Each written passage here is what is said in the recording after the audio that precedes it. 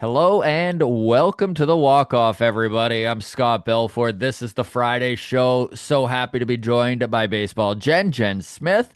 Always a pleasure. Lots to get to today. We have one of those moments that really proves I know shit all about baseball. Shane Bieber opting in on his contract here, and we are going to dive into this a little bit more. But before I even list out the rest of the topics we have, this is something, Jen, you and I literally 1 week ago, basically, not even a week ago, 5 days ago, basically said impossibility of it happening. We did. And I think we were not alone. No. It seems like the entire, baseball commentary world is surprised by this news. And I don't know exactly what it means. Like, we're obviously going to talk about it. Yes. But I was beginning to wonder earlier in that day because I thought, we're seeing people, the announcements of various players opting out or their teams opting out of the final year of their contract. And I was like, we haven't heard anything yet about Shane Bieber. And I thought that would have been because we thought it was a no brainer, right? Yeah. I thought that was one that would have been announced fairly early. Um, to find out he had opted in, I thought maybe an extension was something that could be announced. I did not expect the opt in. I even had in my mind that it was possible that while he opted in, they were still working on an extension, and then for the Blue Jays organization to come out and be like, "No, that isn't the case right now. It's not that we're not open to it, but no, we're not in the middle of contract negotiations right now." Was even more like, "Holy, like he left some money on the table." So we'll get into that. We're going to talk the pitching staff in general, who's gone, who's coming back. Obviously, we're talking Bieber, and then just some of the options that are out there, how this starting rotation is going to line up. We're going to look at the team in whole, who's a free agent on this team, holes they may need to fill. We're going to talk who on this Jays do you see being better next year. It's funny, Jen, because going into 2025, positive regression was a term that, I mean, it made all of us shudder, but it was used ad nauseum and turned out to be Ross Atkins was kind of onto something with it. So I'm gonna throw the ball to you there and just see what you think. If there is one player in particular, maybe that you see having a better season in 2026 than this year. Fan bases around the league, they're a little bit salty that the Blue Jays did as well as they did and seem to really be reveling in that Game 7 loss. Dodgers and Yankees fans in particular. And I mean, Mariners fans are there too, but I I don't know why Mariners fans being mad doesn't even upset me. It's not the same, but that's probably an offensive thing to any Mariners fan hearing that. But I don't know why. I just rank Yankees fans and Dodgers fans as far more annoying. So congratulations, Yankees and Dodgers fans.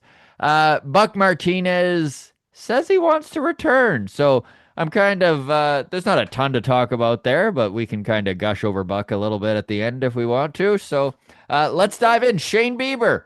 He opts in, and it was a player option, so it was all up to Bieber. It had nothing to do with. I know I was getting messages on my Twitter where people were like, "Well, he had no leverage. There were no other options out there." I'm like, do you know what an opt-in is? Like, he obviously left big money on the table. Free agent pitchers going at a premium. So, Jen, 1 year, 16 million. And what's really interesting is that if he had opted out, the Blue Jays had a $5 million buyout, a $4 million buyout they had to go to. So literally, this was 1 year, $12 million. And I think that if Shane Bieber decided to opt out, he could have just, if it was a 1 year deal, rebuild his value he was looking for. He probably could have got 1 year, 20, 22 million on the open market, right? That's what I believe, and that seems to be what the pundits believe. That he absolutely could have gotten more money, right? So if he was getting that $4 million no matter what, right? Whether Hmm. he stayed or left. So really, he took $12 million from the Blue Jays. Do I think he could have gotten more than $12 million for a year somewhere else? Yes, I do. So I find this really interesting because, some people are hypothesizing that his agent put out feelers and that, felt like there wouldn't be anything better. I don't know that that is the case. I can't imagine that that is the case because, yes, he's coming off of Tommy John surgery, but the further removed he is from that surgery, the better he should look, right? Like the velocity was there. And I think it's just more a matter of him regaining his control over all of his pitches. And that should happen, like I said, the further removed he is from surgery. So I don't know why any team out there, any of the other 29 teams, let's be honest, teams need pitching. That is always at a premium.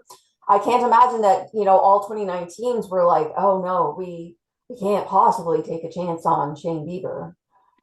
Yeah, I don't buy it, especially if you look at his postseason numbers where he's sitting around since he came back as a Blue Jay. He's sitting around a 3.87 ERA. That's over, I think it was 9 starts, 10 starts. I should have written it down. I did look it up, but whatever it is, small sample size, but still a big enough sample size that I think as any organization, you can look at it and be like, listen, we've seen his career work. We've seen what he can do at his best. He wasn't at his best, but he still put up pretty good numbers. And if you look at the open market for pitching, yeah, especially if the type of deal he was after was a 1 year or a 2 year with an opt out, I think there would have been a pile of teams lined up to pay him, even if it's just $20 million. And I know that sounds like, oh, even just 20, but literally for a guy with his ceiling who's prepared to just take a 1 year deal. And I know we've talked about this before, Jen. Neither of us truly believe that there's a bad 1 year deal as long as they can stay healthy. So yeah, the Blue Jays really won one. And I do feel like this does speak a little bit to the actual sentiment of the clubhouse and how close this team really was. And I know it's easy to just kind of brush that aside as lip service, but when you watch a top end starter leave probably $10 million minimum on the table, it says something. And is there more to this? Obviously, Shane Bieber and the organization know the ins and outs. And I think that obviously this is setting him up to hit free agency at 31, hopefully coming off an incredibly strong year where he can leverage that into a giant 4 or 5 year deal, similar to, a Carlos Rodon or something like that at the same sort of age. So, like it's not like he's leaving $100 million on the table, but still a substantial amount of money. And I know I watched Ben Nicholson Smith talk about this on the JD Bunkus podcast last night, where they were talking about you don't know as a player, Right. right? Like you don't know your health. You don't know. He could literally strain an oblique and be out half the season and completely need to do this again, right? With a 1 year deal. Yeah, absolutely. Right. Nobody knows Nothing's for when the sure. next injury is coming, if it's coming. And, when the Jays, first acquired him after the initial, oh, what a great trade, and the talk immediately turned to, it being just for essentially half a season, him being a rental player. Some people were speculating, could the Jays get him? And even at that time, before he had even thrown a pitch for this organization, people were saying he has an opt out, he will opt out. Yeah. Right? Like there's no reason why he would not want to see what free agency has in store for him. So, I think turning that essentially what was looking like half a season, um, turning that into a full extra season, is really quite incredible. It And makes giving up Cal Stevens feel like not that absolutely big it of a deal does. now, right? Absolutely it does. And I don't know to what extent team chemistry and all of that plays into it. I saw you get into it with somebody about that yesterday. Somebody came into my mentions about it yesterday. Unlike you, my conversation ended with me being called a bimbo. But um, I was just told to fuck off. Oh, okay. Well, there you go. Um, um, discourse. Yeah, right? But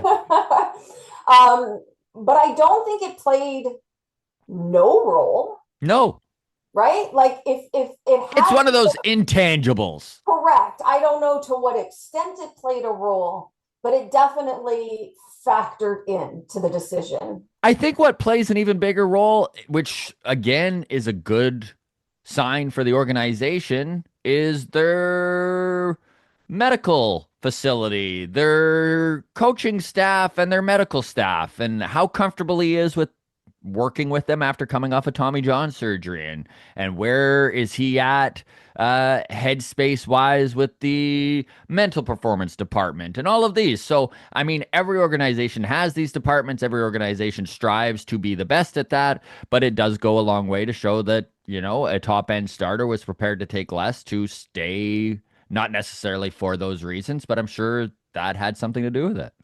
Yeah, and it is now a piece of business, i.e., getting a starter that the Jays don't have to perform like this off season because before Shane Bieber decided to opt in, the Blue They Jays had some heavy lifting to do. had some heavy lifting in that department as well as other departments, right? But now that one piece of the puzzle has been slotted in before the offseason has even really begun. Which is the perfect transition to talk pitching staff here. So let's talk who's gone. Max is gone. Mm-hmm. Chris Bassett's gone. Yeah. Sir Anthony Dominguez is gone.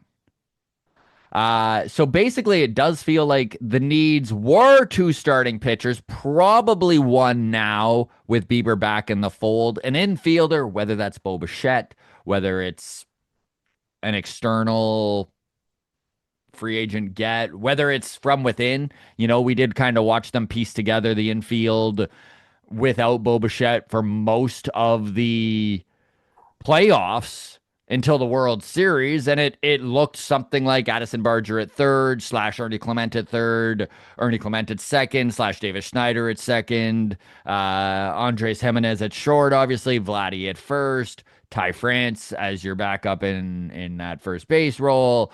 Yeah, like they could do it internally. I actually feel like internally would be fine. Do I want? Is there a upgrade out there? There might be. Um, I think when a team comes off of any season, even a very, very successful one, the goal has to be to improve, yes. right? The goal can't be simply to stand pat, especially when you fell short of the ultimate prize, right? Hmm. And so, yes, they absolutely can fill these roles internally, but if there is an upgrade out there to be had, then it is incumbent upon them to go out and do what they can to bring in those pieces. I do think if we're talking pitching, I think Max Scherzer is gone. I don't think that they would bring him back. I feel the same way. As You much as know, I actually do think he would come back, but yeah, it's hard to know where does he. I maybe would. he retires though. Who knows? Yeah, I assume if there is another contract, it is the last contract, Hmm. whatever that happens to look like. And I just don't see a need or a role for him. Quite honestly, if the Blue Jays were to bring him back, I would like him brought back in some sort of like almost like coaching type of Yeah. role, as opposed to actually going and trying to take them out every 5 days. And that is no shade to Scherzer No, he's coming up on 42. Yeah. whatsoever. I just don't think if you're looking to improve, I don't think re-signing Scherzer makes any sense. Chris Bassett is interesting because on the one hand, he eats innings, and you always need a guy who eats innings. But where do you want to improve the rotation? Are you Hmm. wanting to improve at the front end or the back end? I would say you want to improve at the front end. So That's let's what I would. let's go down what the starting staff would look like right now if the Yeah. season were to start tomorrow. So it's Kevin Gosman at the top, Trey Savage, Shane Bieber, Jose Barrios, and Eric Lauer in that 5 hole. And Yes. honestly, that's not a terrible rotation. But like No. you just said, I would absolutely love for them to go out and get a top arm. Just a reminder to everybody that Shane Bieber is gone at the end of 2026. So is Kevin Gausman. Jose Barrios has an option for 2 more years. Now, that option is for $24 million. They backloaded his contract. It was a 7 year contract with an opt out after 5. That is going to be at the end of 2026 with the CBA coming up. I don't think with where Jose Barrios is at, and we'll see. I would love to eat these words, Jen, because it would mean he had an incredible 2026. But I just don't think that where Jose Barrios is at, seeing some wear and tear on his arm at this point, finally. I mean, this is the first time he missed significant time in a season since basically his rookie season with the Twins. He's 31 years old, will be 32 going into what would possibly be a free agent year for him. I don't think 48 million over 2 years is out there for him. So I think he's going to just opt back Opt in with in. the Blue Yeah. Jays. So Barrios is probably here for the next 3 years, for better or worse. So the names that are at the top end of the starting pitching uh, free agent list is going to be Dylan Cease and Michael King. They're right-handed pitchers, and then you got Ranger Suarez and Framber Valdez, both lefties. Do you care about handedness when it comes to a starting rotation? And I don't know why. I love the idea of a southpaw being in there. I really like a dominant lefty that kind of breaks things up. No shade on Eric Lauer, who saved this team's ass numerous times throughout 2025. But I think that Eric Lauer as a depth piece looks a lot better than Eric Lauer as our number 3 or number 4. Again, no shade or no offense meant. How important do you put lefty in your list of wants and needs? And is there a name there that pops out that you're just like, I want that guy? I think handedness is a useful tool, and can be an important tool because it does change potentially how the other team rolls out their lineup, right? And the decisions that they then make in terms of pinch hitting and so on and so forth later in the game. So, handedness is important, but ultimately, I want the Blue Jays to go out and try to sign the best available pitcher, regardless of right or left-handed, right? So I say, your number one target is probably Dylan Cease. Hmm. That's who you're going after, and then rank the others accordingly, because again, a dominant pitcher will dominate regardless of whether they're right or left-handed. And if the entire, right now, like, let's go back to what you said the rotation looks like. You've got Gausman and Savage at the top. Okay. Sounds pretty good to me. Gausman will be another year older. Savage will technically be in his rookie season, right? Hmm. And, there's no reason to think that either one will necessarily regress, but I also don't know that it's a team that is going to try to return not only to the postseason, but to the World Series, because that's the benchmark now that has Yes. been set, right? It is not the wild card No. or the ALDS. A new benchmark has been set by this particular team this past season.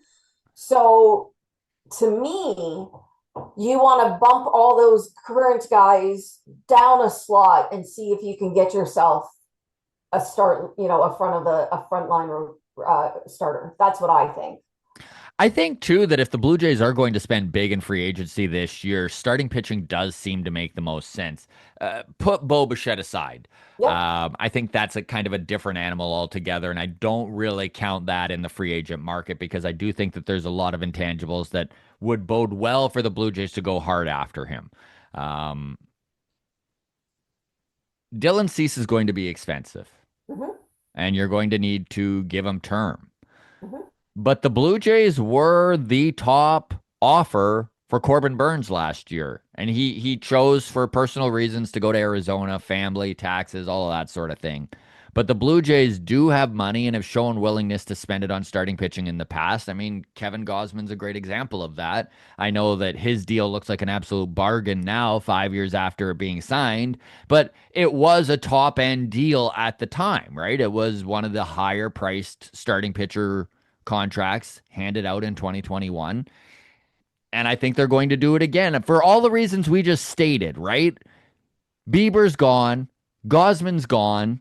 Like they are going to need this starting staff kind of backfilled a little bit going into 2027. And it just makes sense with the free agent market being a strong market this year for starting pitcher for them to get in there, start throwing that money around a little bit. They're top five team in payroll. They have the money. Yeah, And that doesn't mean the money is unlimited. We all know no, this, right? Rogers is not going to outspend the Dodgers, for instance. That's not going to happen. But there definitely are pools of money that can be reinvested back into this team. And deciding what the best return on investment is part of the whole equation. And so, I have no idea what ownership made off of this season and this World Series run. I've seen estimates out there, but I don't know where those estimates came from. mm-hmm. So, and of course, not all of that will get reinvested back into the team, but I'm sure that they have their projections, what they expect to earn next year and and what percentage can be allocated, whatever the math is behind all of that. And so, it is in everybody's best interest, including ownership, to continue to try to capitalize on this winning team, to capitalize on the new fans that jumped on the bandwagon and would like to continue the ride into next season, right? And to your point, Gosman will be gone, Bieber will be gone a year from now. You need some consistency within that rotation. So if that means offering large money in term to a guy like Dylan Cease, if he turns it down to go to Arizona or Yeah. wherever, then so be it, right? That's the part of the equation that nobody can control other than the player. But as a team, as an organization, you have to put yourself in the best position for that player to say yes. If the Blue Jays do go out and get an ace like Dylan Cease, like a Ranger Suarez, like a Framber Valdez, I do think that they are in an incredibly good place when it comes to the starting rotation. Because Yes. if you look at the depth starters at that point, that knocks Lauer down a peg. So then you have Mm-hmm. Eric Lauer, Ricky Tiedemann, Bowden Francis, and Adam Macko kind of in AAA being your insular depth on Mm-hmm. this organization's starting pitching staff. And I kind of think all four of those guys have it in them to be big contributors to a starting staff. Some more than others. I think Ricky Tiedemann's um, going to be the next guy we're talking about personally. He was throwing 101 in the Arizona Fall League, big lefty. He was on the verge right before Tommy John surgery. The hype that is surrounding Trey Savage right now belonged entirely to Ricky Tiedemann 1 year ago. Maybe a little longer because he was in rehab mode. But you get what I'm saying, everybody. Yeah. So, like Tiedemann's only 22 years old. Like And that there's some starting rotation depth has been something that has been lacking for the past, I don't know how many seasons, right? mm-hmm. This is why that, we've seen 6-man rotations and we've seen bullpen days and this and that. I think if you could get somebody, an ace, quote unquote, right? A number one and knock everybody down the line a little bit, then you have that depth because I don't know what Jose Barrios is going to look like next year. Right? I think that he is actually quite a big question mark right now. Yeah. And if he opts in, he's quite a big question mark two, For three some time years to from come. now. So you can't have enough depth, in my opinion. The only thing that eases my mind a little bit when it comes to Jose Barrios is I have questioned him like almost every year going into a season, and he just seems to go out there and throw 180 innings and be around a 4 ERA at the end of the day. Even if his metrics outside of that don't look great, you start looking at FIP and stuff, and you're like, well, he should be getting hit harder. But if a guy's MO is he should be getting hit harder, and that's his MO every single year, maybe he just is good at dodging bullets. He's, Neo from the Matrix out there. I don't know. Like, Maybe. yeah. Let's talk the bullpen real quick before we go to position players here, because Jimmy Garcia is going to hopefully play a big role in the bullpen next season. I think that he is the heir apparent to where Sir Anthony Dominguez was when they went out and got him at the trade deadline. Obviously, you always want to bolster a bullpen if you can, so I do think that they're going to do some stuff in there. There are some big time pieces that are entrenched for a while now in Louis Varland, in Jeff Hoffman. However you feel about these guys, they're long term pieces with this team and probably high leverage guys. So, do you want some? If maybe you do want a guy who comes in and is that number one stud, you go out and get a Robert Suarez or something to be your closer, and it knocks everyone down. That's a possibility. It's also possible they don't do much with the bullpen and they run it back. And John Schneider's comfortable with the guys he's got in that stable, and one of those time will tell type of things. Anything to add on bullpen, Jen? I mean, everybody knows that the bullpen is always your most volatile aspect of a team. And from one season to the next, you can't predict how any particular reliever is going to perform, right? For whatever reason, it's just an entirely different animal. And I guess it has to do with the fact that, you could pitch 3 days in a row or you could go 5 days without throwing in a major league game, right? And so the consistency isn't there, and thus you see inconsistent performances. I do think if they can go get somebody else who can close, that would be ideal. Yeah, I feel the same way. I mean that high end guy would be damn, that Just, would be just nice. I just think you need to shore that piece up, right? If you can. I don't know if it's the highest need on the list, but I would say that, you know, that would be, whether it's a Diaz or whomever, having another guy who can come out of the bullpen and close aside from Jeff Hoffman, I think would be, again, like the rotation, it kind of, everybody sort of slots into different places from there. And I think you have a lot to work with, a lot So more to work with.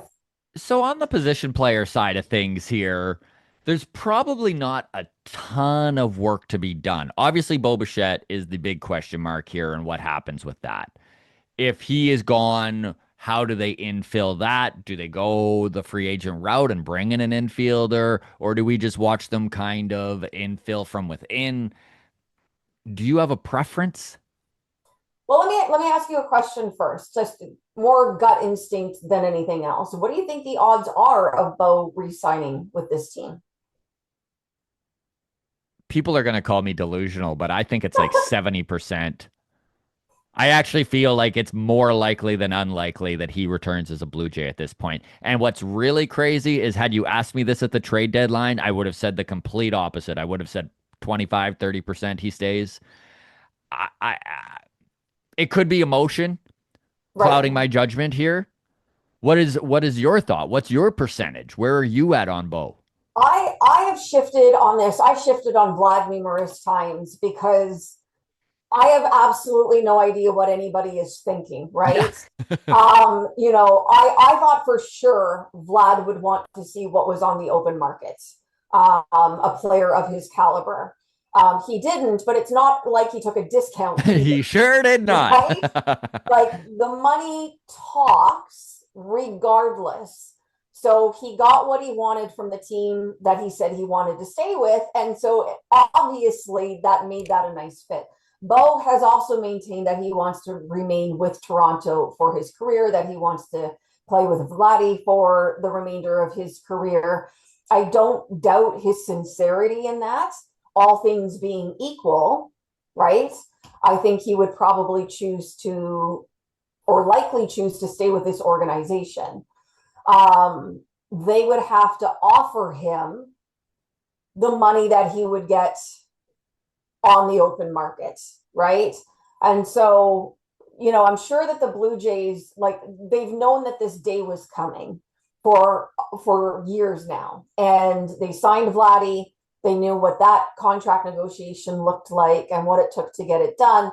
They probably have an idea of what it would take to get a deal done with Bo as well. And it's a matter of whether or not they want to meet that dollar amount. And or I'm sure that when we're talking about next year's payroll, they've already got a Bo bucket. Yes. Right? They know what the maximum is they want to spend from that Bo bucket. And I'm hoping that they essentially say to him, here's a contract offer that we think reflects your value to this team and, how much we want to keep you in the fold. And if you are going to go out there, give us an opportunity to match what you get on the open market. I do think a lot of this is contingent as well on what position he's actually playing. So do I. And it is interesting that his value may actually be greater in free agency with the ability to play second base and proving that he actually is not a horrible second baseman. Incredibly small sample size, but Yes. still to be able to step up on the biggest stage in the biggest moment and be proficient is saying something though, Well, he especially hadn't on one played leg. second base since what, 2019 was it? Yeah. Whatever it was. I think it was 2018 in Double A was the last time. Right. So he had not played that position in years and years and had been injured, had been rehabbing an injury. They put him out there and he was fine. He was perfectly serviceable at second base, made some actually pretty decent plays, to your point, on one leg. Mm-hmm. Right. I think there's improvements that can be made, but I feel way more confident with him at being at second base with that bat than being at shortstop. Right. And Yeah. clearly, having Jimenez as the shortstop moving forward does improve the defense. If you're not improving the bat, you're improving the defense. Jay's outfield is pretty full. George Springer probably full-time DH next year. He played Yeah. very little outfield in 2025, and my guess is he plays less next year. Santander is going to get plenty of reps in the outfield, whether you like it or not. He's not great defensively. You got Dalton Varsho at center field. Then you have Nathan Lucas, Davis Schneider, Miles Straw, all in the weeds waiting to fill a spot there. So it does feel crowded. However, if there is an upgrade available, outfield does feel like the spot where they could do that if the Bo bucket remains empty.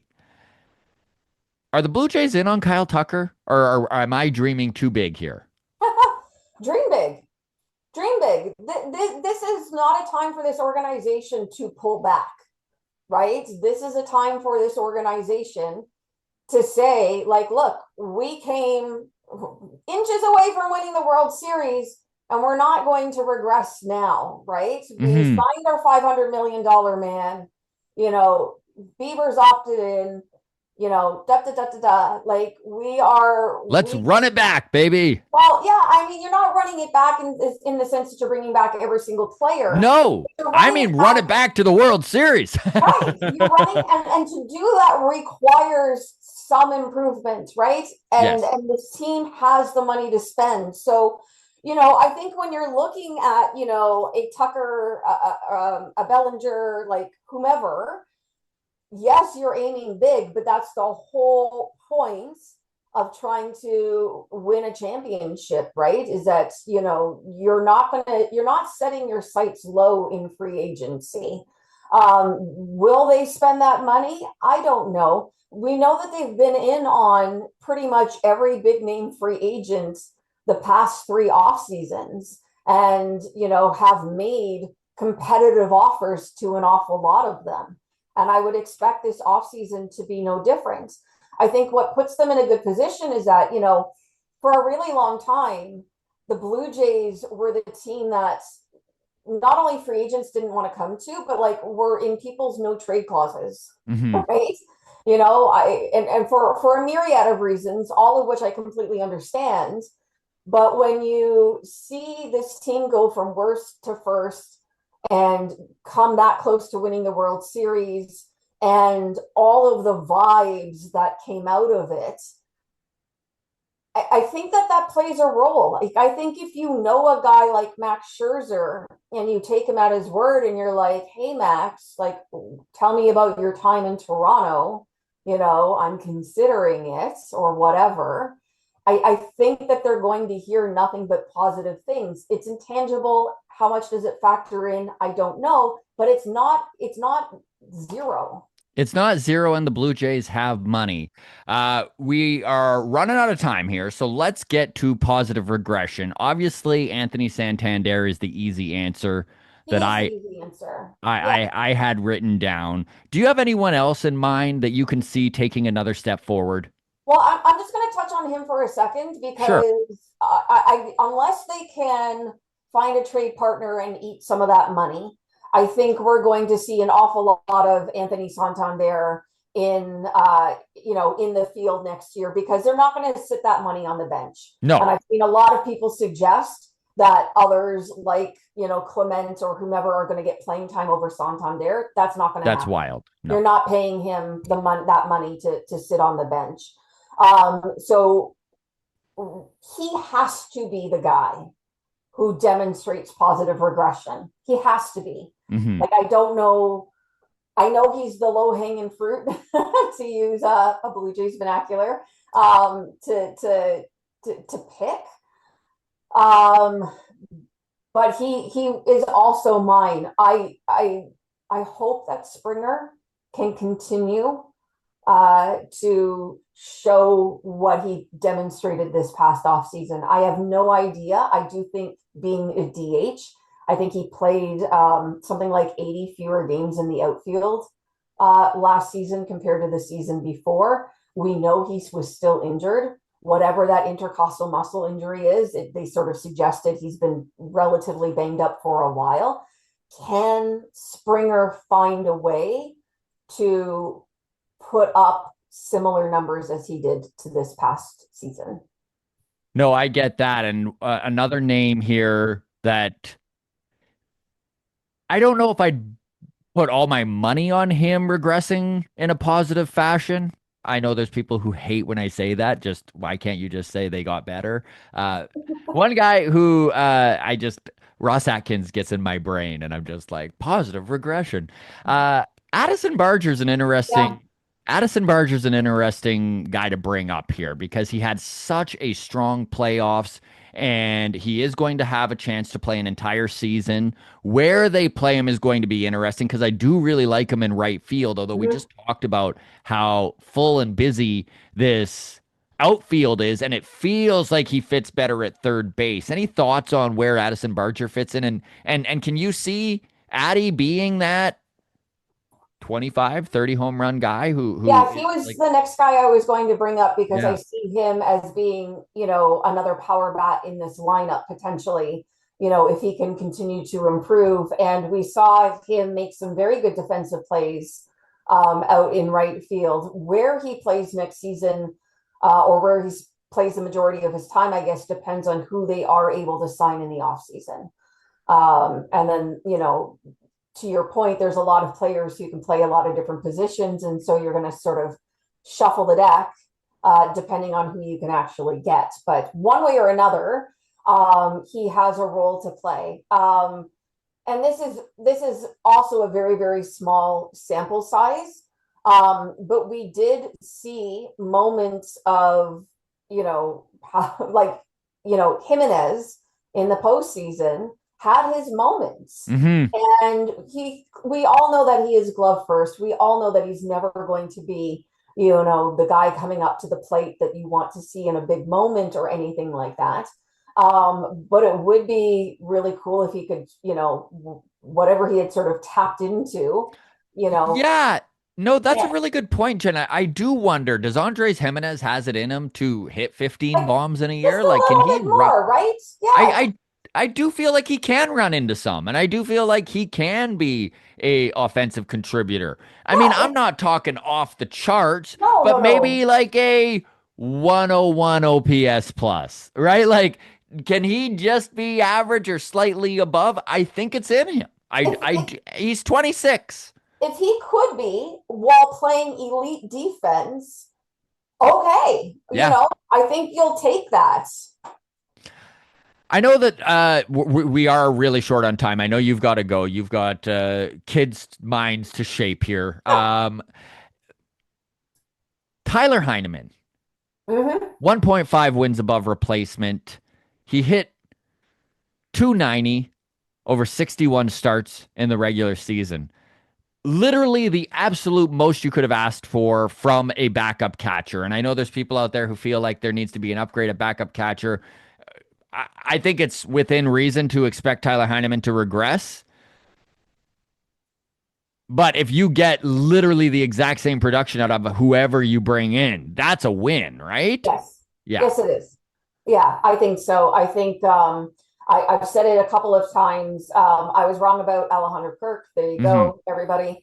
And assuming that he can continue to be healthy behind the plate and play as many games, start as many games as he did, then I think whatever you're getting from that backup catcher position is Gravy. gravy, right? Yeah. And so if that's Tyler Heineman or somebody else, I honestly think that that's very low on the list of things that the Blue Jays need to be concerned about this offseason. Okay, let's talk the fact that Buck Martinez has stated in the Toronto Star he wants to return. And I guess that the appetite from Sportsnet is similarly they want to bring him back. Buck Martinez, he had a hell of a playoff run himself. He did. He really did.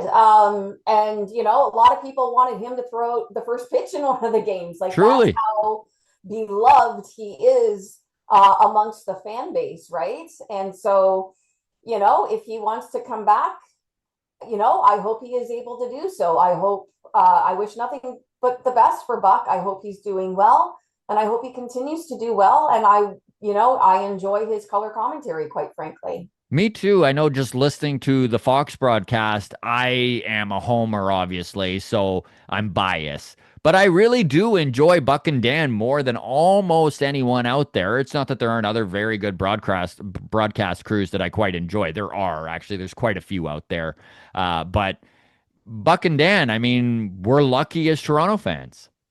Yeah, I mean, sometimes I like to listen to other broadcasters because I just want to hear a different perspective, right? Absolutely. Like you hear sort of the same Sportsnet crew roughly Hmm. for 162 games plus a postseason plus spring training. To hear a different voice, a different perspective, a different angle sometimes is just really, really nice. But ultimately, coming back to those two, there's no denying that they work very, very well together and put out an excellent product. Jen, always a pleasure. Thank you so much for joining us. I look forward to the next time, and we'll talk real soon. Sounds good. All right, everybody, take care. Thank you so much for following along. Hit that like button and subscribe. We'll talk very soon. Cheers.